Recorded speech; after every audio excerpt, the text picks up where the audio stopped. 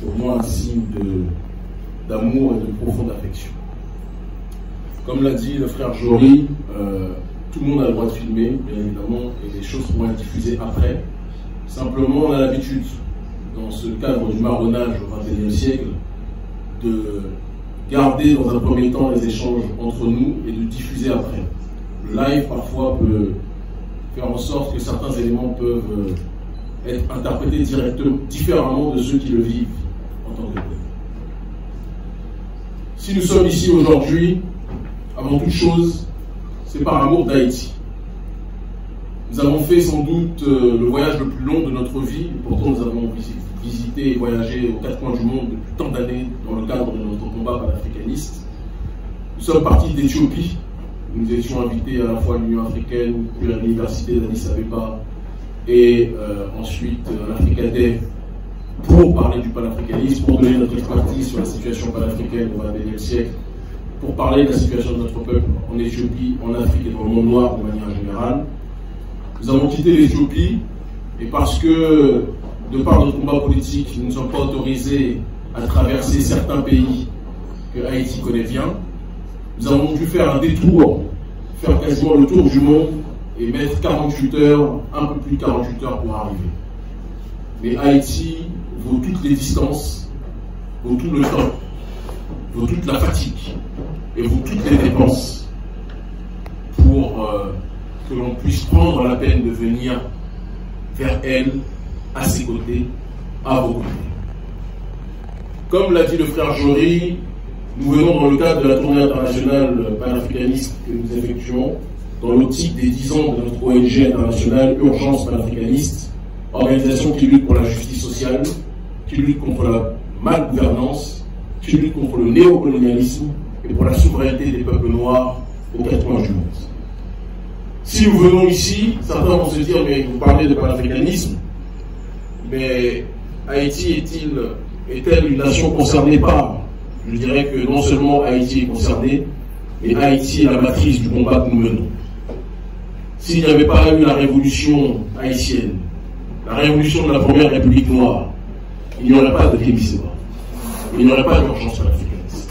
S'il n'y avait pas eu des esclaves rebelles de toutes confessions, d'ailleurs beaucoup de gens devraient s'en inspirer, au moment où certains aiment les divisions puériles, des esclaves rebelles de toute confession spirituelle, de toute confession religieuse, de différentes ethnies, des hommes, des femmes, qui avaient décidé de se réunir et d'effectuer un élément fondateur, un moment fondateur de la nation haïtienne qui était la cérémonie du bois caïman.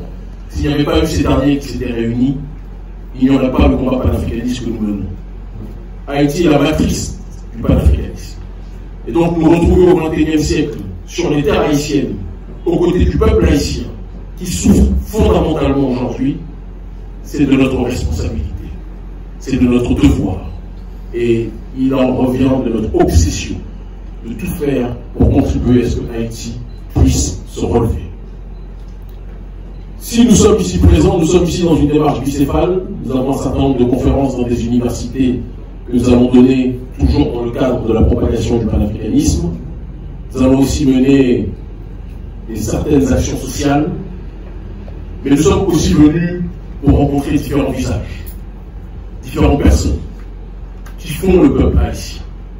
Et nous sommes surtout venus, et je n'ai pas peur de le dire, et je pense que ce message devrait être le message que la presse devra le plus faire circuler, pour rappeler à notre peuple que nous aimons en crever, que l'ennemi d'Haïti ou l'ennemi des Haïtiens est loin d'être celui que nous pensons. L'ennemi des gangs haïtiens, ce n'est pas le peuple. Et l'ennemi des peuples et du peuple haïtien, ce n'est pas les gangs. L'ennemi du peuple haïtien, des gangs jusqu'au peuple, en réalité, c'est le système colonial qui veut assujettir Haïti. L'ennemi du peuple haïtien, ce sont ceux qui, depuis la défaite du système colonial, de l'ordre global occidental, face à la révolution haïtienne, c'est cet ennemi qui a tout fait pour humilier Haïti, pour engluer Haïti dans la paralysie politique, économique, sociale. Ce sont ces ONG néocoloniales que nous connaissons qui plongent Haïti dans un état de coma profond.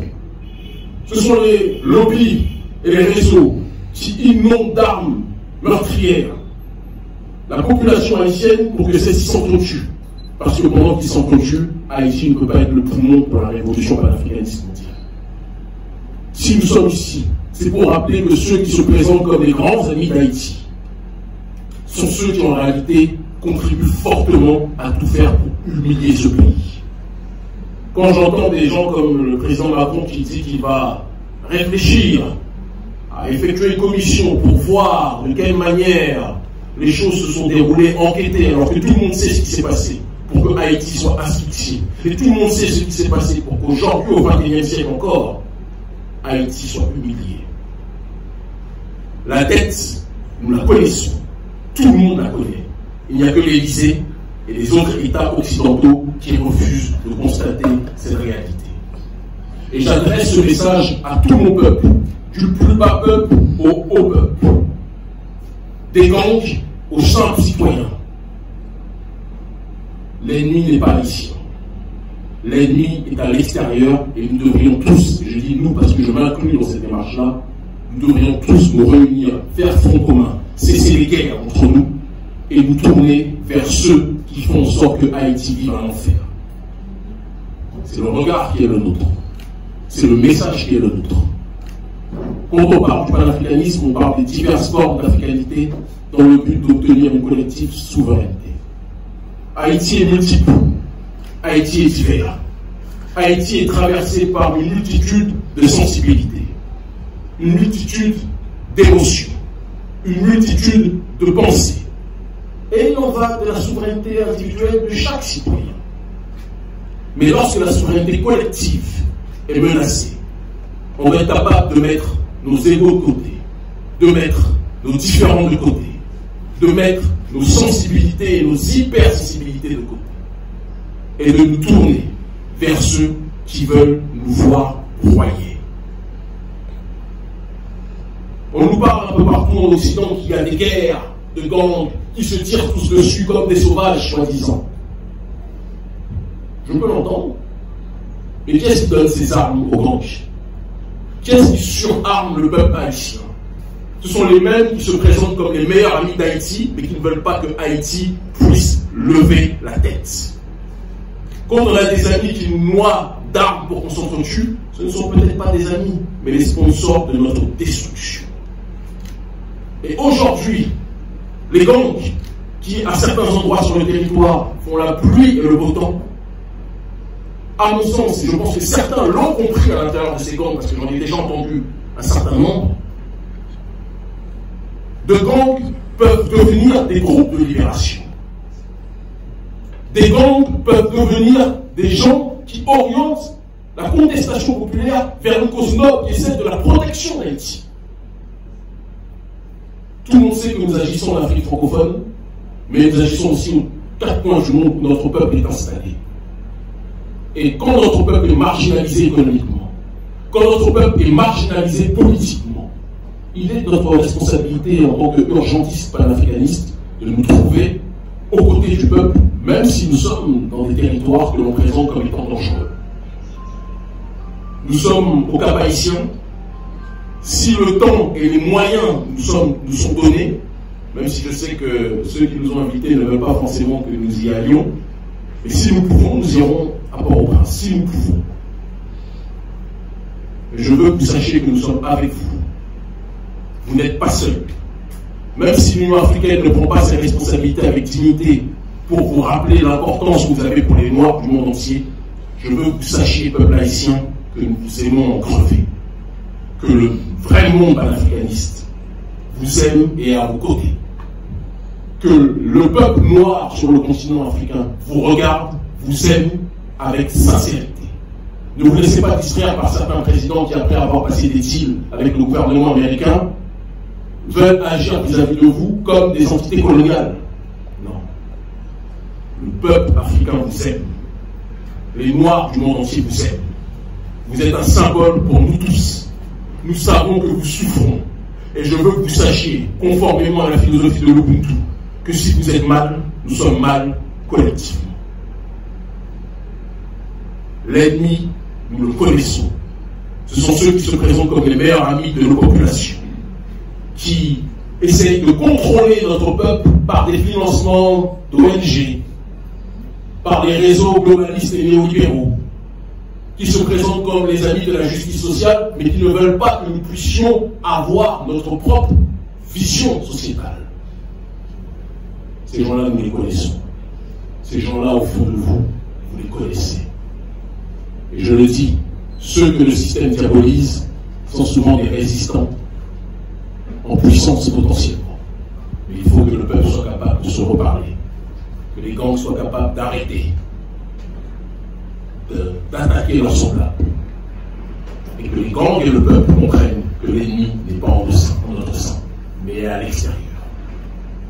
Gouvernement canadien, gouvernement français, gouvernement américain, qui pendant tant d'années vous êtes présentés comme les bons samaritains d'Haïti.